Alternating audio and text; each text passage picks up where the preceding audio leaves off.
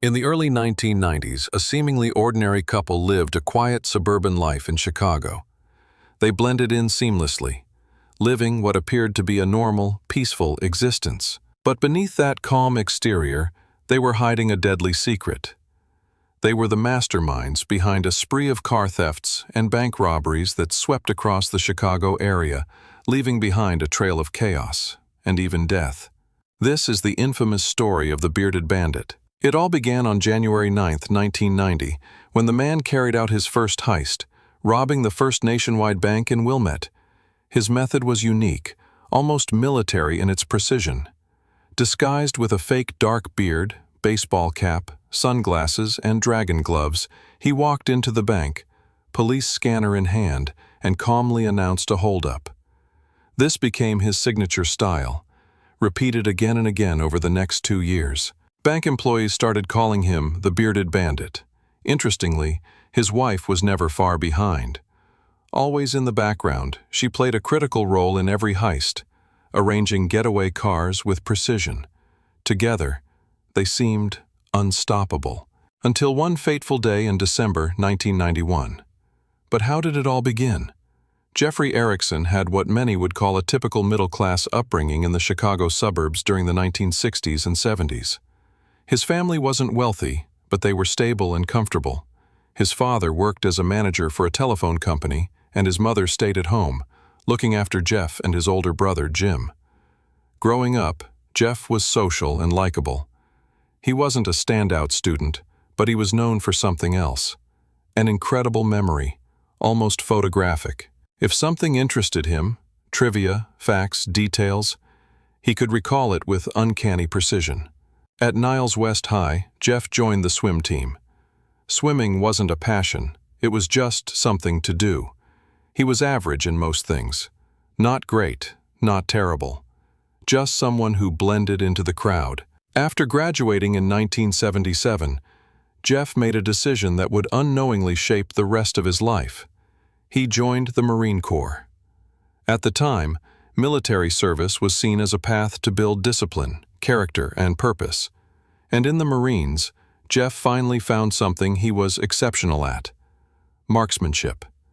He quickly proved to be an elite shooter, earning recognition for his precision with firearms, a skill that would stay with him long after he left the service. After 4 years, Jeff was honorably discharged. At 22, he returned to civilian life in the Chicago area, trained, disciplined, but uncertain of what came next.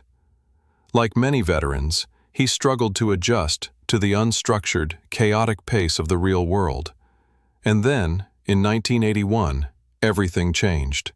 At a bar in Niles, Illinois, 23-year-old Jeff met Jill Cohen, a tall, blonde high school senior celebrating her 17th birthday. The 6-year age gap didn't seem to matter.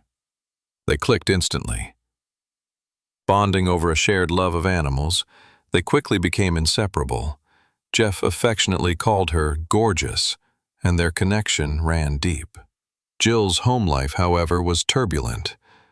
Her parents were locked in a bitter divorce, and the emotional weight was crushing. Depression crept in, but Jeff felt like an escape, a lifeline in a sea of chaos. Just 6 months after meeting, Jill dropped out of high school and moved in with him. She left her broken home behind, hoping to find stability in Jeff. In July 1983, the couple got married in a simple civil ceremony. For a few years, life was relatively normal. Jeff worked as a truck driver. Jill pursued her passion for science, studying chemistry at Loyola University and working as a lab tech. Together, they built a home full of love and animals, dogs, birds, and more. But their growing menagerie caused problems. Landlords weren't thrilled, and they moved frequently to avoid eviction or having to give up their pets. Then, in 1986, Jeff made a major shift. He joined the Chicago Police Academy. Soon after, he became an officer with the Hoffman Estates Police Department. It looked like a good fit on paper. He had Marine discipline. He was a sharpshooter. But reality painted a different picture. Though Jeff was great with people, often putting citizens at ease, he struggled with the core duties of the job. According to Police Chief Donald Cundiff, Jeff lacked the common sense required for basic police work. His performance was mediocre. He admitted that he wasn't tough enough. He hated making arrests and didn't like being the person to ruin someone's day. Law enforcement just didn't suit him. Eventually, Jeff was let go, and with that, his brief career in policing came to an end. But instead of walking away quietly, Jeff took a dangerous turn. He began using his insider knowledge of law enforcement not to uphold the law, but to break it. And yes, Jill went with him.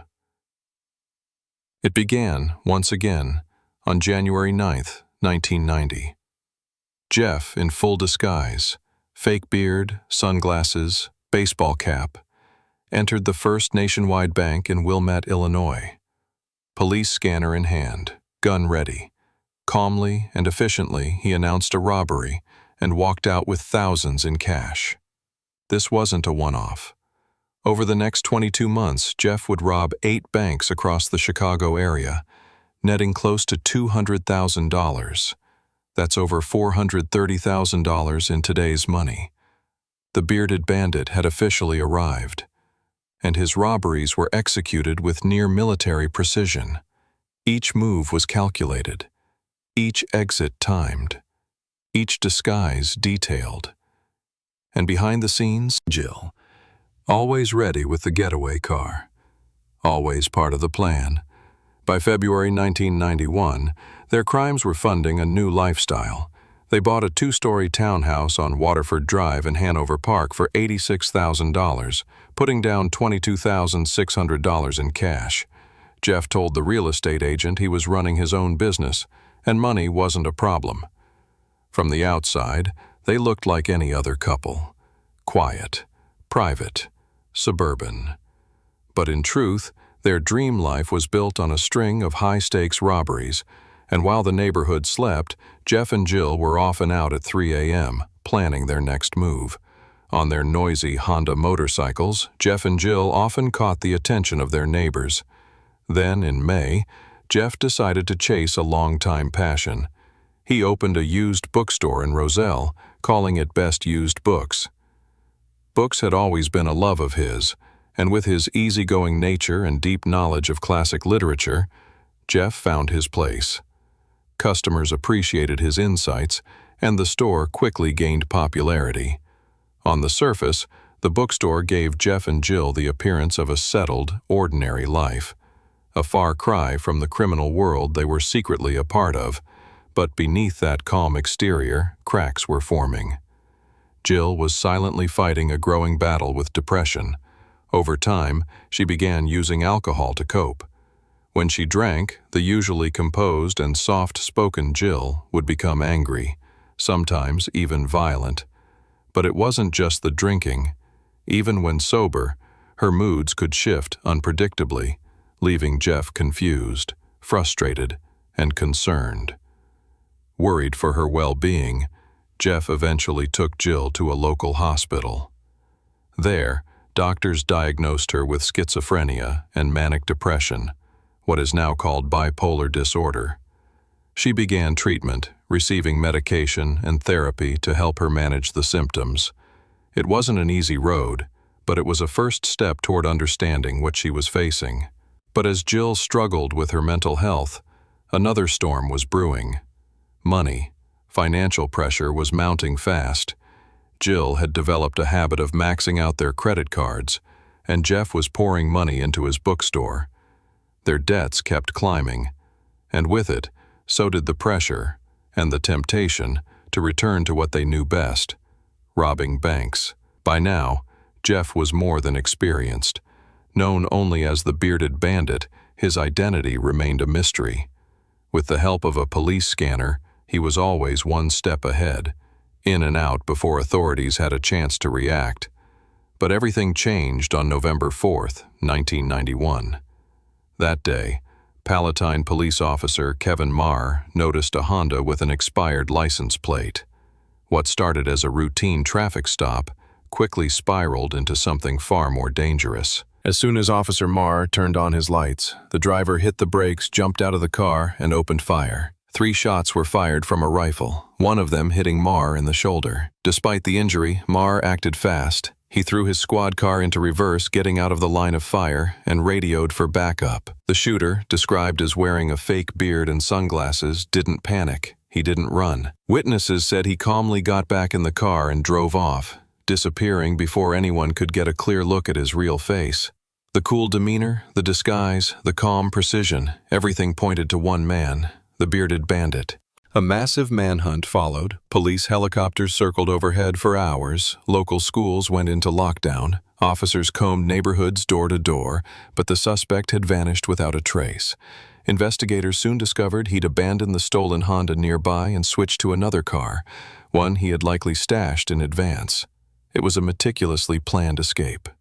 And it worked. Authorities were stunned. Their suspect had slipped through their fingers again. But this time, there was more urgency. The FBI was called in. A special task force, made up of federal agents and detectives from 7 different departments, was formed. Their mission, find the Bearded Bandit.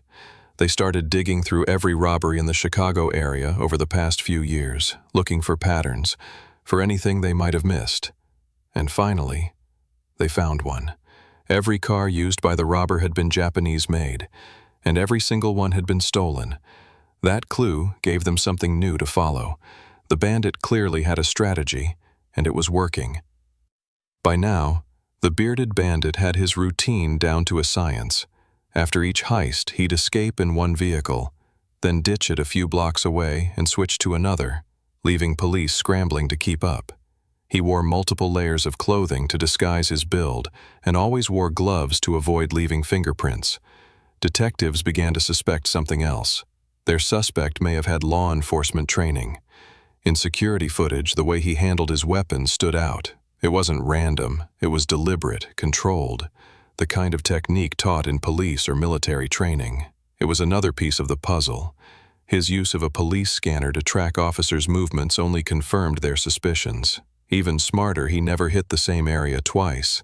By robbing banks across different jurisdictions, he made it harder for police departments to connect the crimes or coordinate fast enough to catch him. The overlapping jurisdictions slowed everything down, buying him time. Despite all the clues, the Bearded Bandit continued to evade capture. Then, just weeks after Officer Marr was shot, the bandit struck again. This time, at the First Chicago Bank in Elk Grove Village. He showed up in full disguise as always, fake beard, sunglasses, scanner in one hand, gun in the other. But this time, he wasn't alone. The Bearded Bandit wasn't alone this time. Witnesses at the First Chicago Bank in Elk Grove Village described a second person, slim build, around Jeff's height, also wearing a fake beard and sunglasses. While the Bearded Bandit collected cash from the tellers, the accomplice stood guard by the door, keeping watch. The robbery was quick, efficient. Just like the others, the pair fled in a stolen car, later found abandoned just a few blocks away. Authorities were frustrated. They were chasing shadows, but they could feel it. They were getting closer. All they needed was one lucky break. And that break came on December 10, 1991. Federal agents spotted a stolen Mazda parked at the edge of a lot. Its ignition wires were exposed, clearly ready to be hot-wired. Sensing a trap worth setting, agents decided to wait. For 6 long days, they staked out the car. Then, on December 16, their patience paid off. A rusty gray van pulled into the lot. A man stepped out, casually walked to the Mazda, and started hot-wiring the engine. In a flash, law enforcement surrounded him. The man was Jill Ericson, the elusive Bearded Bandit. On him, they found 2 loaded guns, a fake beard, and 2 fake mustaches, all the tools of his trade. As agents arrested Jill, who had been driving the gray van, panicked. She hit the gas, speeding off in a desperate attempt to escape. What followed was a high-speed chase straight out of a movie. The van weaving through traffic at 110 miles per hour, police right behind. She tore through streets, turning into a quiet residential neighborhood, only to hit a dead end. Cornered, Jill pulled out a gun and fired at the officers. Police returned fire, aiming for the van's tires. Gunshots echoed through the neighborhood. The van was soon immobilized, its tires shredded. But even wounded, Jill refused to surrender. She kept driving, swerving, bleeding, desperate. Then, with one final jolt, she crashed into a low cement wall. Fearing she was still armed, police fired again, ensuring the threat was neutralized. Then, silence. Cautiously, officers approached. Inside the bullet-riddled van, they found Jill, unconscious, slumped over, bleeding. Paramedics rushed her to the hospital. Police secured the scene and began collecting evidence. Meanwhile, Jeff, handcuffed in the back of a police car, sat listening to everything unfold over the radio.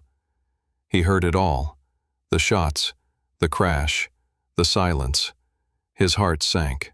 Later that evening, at the Metropolitan Correctional Center in Chicago, Jeff was given the news.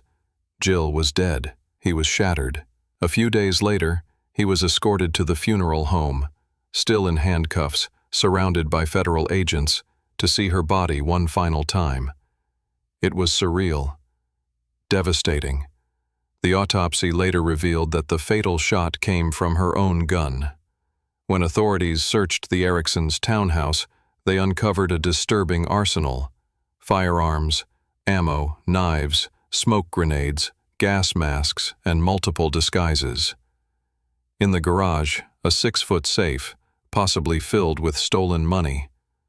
A bulletproof vest had just arrived in the mail, unopened. And in the VCR, a copy of the 1967 classic, Bonnie-and-Clyde. On February 12, 1992, Jeff Ericson was formally indicted on federal charges for bank robbery and state charges for shooting a police officer. He pleaded not guilty, and his trial was set for 5 months later. While awaiting trial, Jeff opened up to reporters. He spoke about Jill, the love, the loss, the loneliness. Jill and I were both loners. I guess we were inseparable. What's keeping me okay in here is that I don't have to worry about her now. His words were raw, heavy. The trial began in July 1992, and it was tense.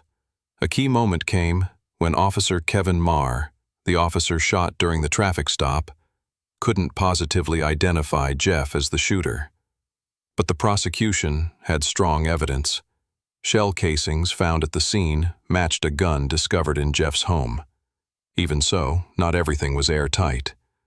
Some bank tellers struggled to identify Jeff.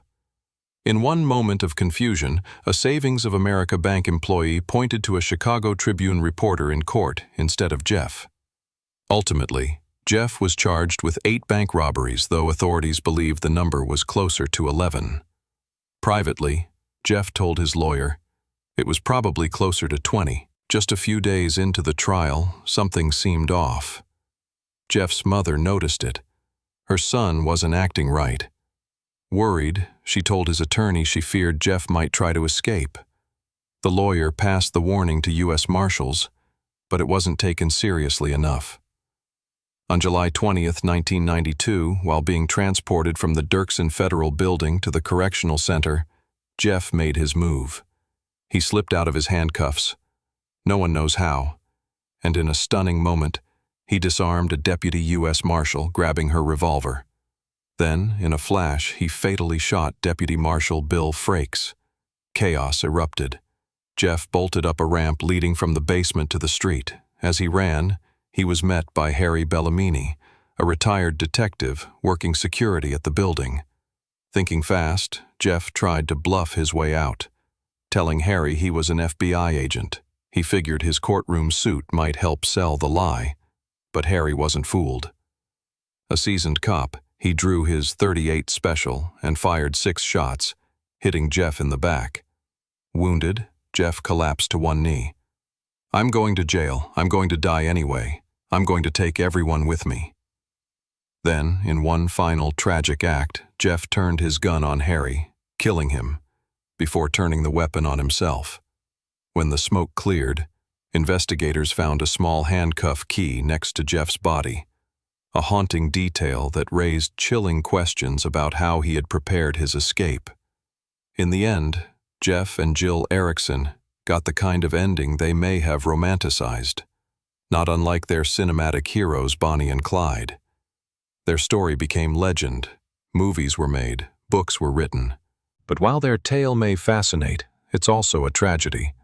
And that's the story of the Bearded Bandit and the woman who followed him into the dark. Thanks for watching. Don't forget to like and subscribe our channel.